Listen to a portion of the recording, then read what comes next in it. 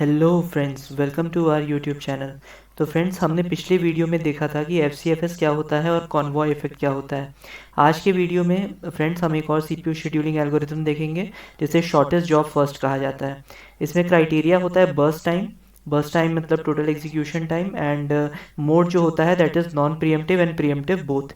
अब non pre-emptive का ये मतलब होता है कि एक बार अपने प्रोसेस सीपीयू को दे दिया तो फिर आप प्रोसेस को रेडी स्टेट में नहीं ला सकते हो। It will either go in execution or it will go in the wait state. फिर वो वेट स्टेट से रेडी पे भले ही चला जाए बट डायरेक्टली हम रनिंग स्टेट से रेडी स्टेट में नहीं आ सकते। एंड प्रीएम्प्टिव का मतलब हम रनिंग स्टेट से रेडी स्टेट में आ सकते हैं। तो इसके दोनों वर्जन्स हैं शॉर्टेस्ट जॉब फर्स्ट के। तो let's dive into it. And पहला क्वेश्चन हम देखते हैं। तो उसमें प्रोसेस आईडी आती है दैट इज़ 1 2 3 4 5। देन आता है arrival time which is same 1 2 3 4 5 and burst time is 7 5 1 2 8। अब फ्रेंड्स हम इसमें देखेंगे सबसे पहले गैंट चार्ट। तो अगर हम देखें तो हमारा 0 से 1 के बीच में कोई भी प्रोसेस नहीं आया है, तो basically that part will remain empty. अब 1 अराइवल टाइम पे प्रोसेस P1 आया है, तो हमने P1 को शेड्यूल कर दिया फॉर बर्स्ट टाइम 7। तो 8 तक 7 plus this one that is 8 तक P1 चला। अब एट दी इंस्टेंट 8 हमारे पास सारे प्रोसेसेस आ चुके हैं P2 P3 P4 and P5। तो हम सबसे पहले शेड्यूल किसको करेंगे, which is the shortest one.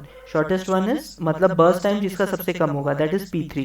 तो हमने P3 को यहाँ पे शेड्यूल कर दिया। इसका बर्स्ट टाइम 1 है, तो 8 plus this one equal to 9। अब फ्रेंड्स हमारे पास कौन कौन से प्रोसेस बचे। एक तो बचा P4, दूसरा बचा P2 एंड तीसरा बचा P5। इन तीनों में सबसे छोटा बर्स्ट टाइम किसका है, 2 विच इज ऑफ P4। तो हमने P4 को शेड्यूल किया for 9 plus this 2 which is equal to 11। Then हमारे पास P5 बचा एंड P2 बचा। तो P2 का बर्स्ट टाइम छोटा है P5 से, तो हमने P2 को शेड्यूल कर दिया for 11 plus this 5 which is equal to 16।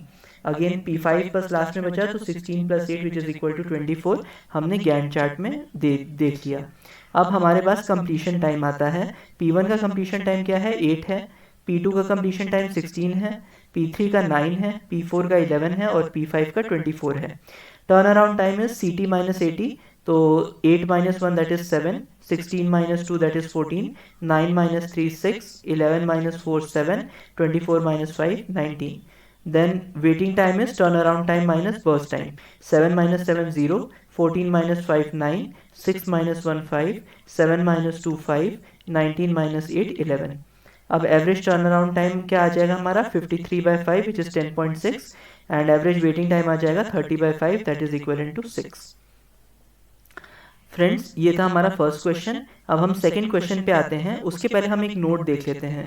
Note ये है कि if the burst time of the processes are matching then schedule the process according to the lowest arrival time.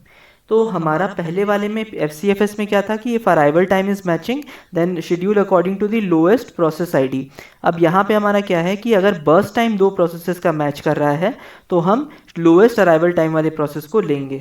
So let's see this.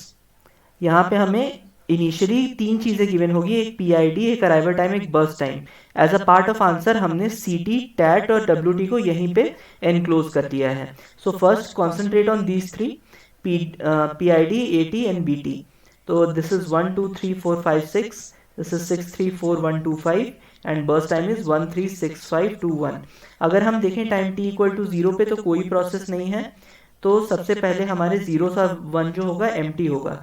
Then time t equal to 1 पे P4 आता है हमारे पास, तो P4 को हम शेड्यूल कर देंगे for 5 time units. So 1 plus 5 that is 6, this 1 plus this 5 gives this 6। अब 6 टाइम पे हमारे पास कौन कौन से प्रोसेस आ चुके हैं, एक तो P5 आ चुका है, एक P6 आ चुका है, एक P3 आ चुका है और एक P2 आ चुका है। तो इसमें सबसे छोटा कौन सा है, P6 है, तो हम P6 को शेड्यूल कर देंगे।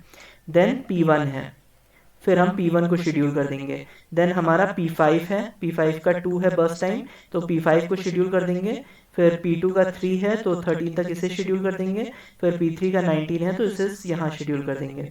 तो इसका एवरेज टर्न अराउंड टाइम आ जाएगा 42/6 which is 7 and average waiting time आ जाएगा दैट इज 4। तो फ्रेंड्स ये था हमारा शॉर्टेस्ट जॉब फॉर फर्स्ट। ये हमारा बेसिकली जो वर्जन है that is non pre-emptive one, जिसमें हम एक बार प्रोसेस को रनिंग स्टेट में ले जाते हैं तो वापस रनिंग टू रेडी नहीं आता है वो। तो हमने ये वाला चीज़ देखा। एंड इसमें एक नोट वर्थी पॉइंट जो ये था वो था कि if the burst time of the processes are matching then we schedule the process according to the lowest arrival time. तो होपफुली फ्रेंड्स आपको ये वीडियो समझ आया होगा। And if you like the content then kindly give a like to this video and subscribe to my channel so that आप कभी videos miss ना करो।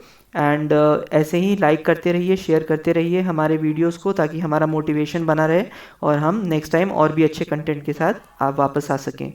सो थैंक्स ऑल, बाय।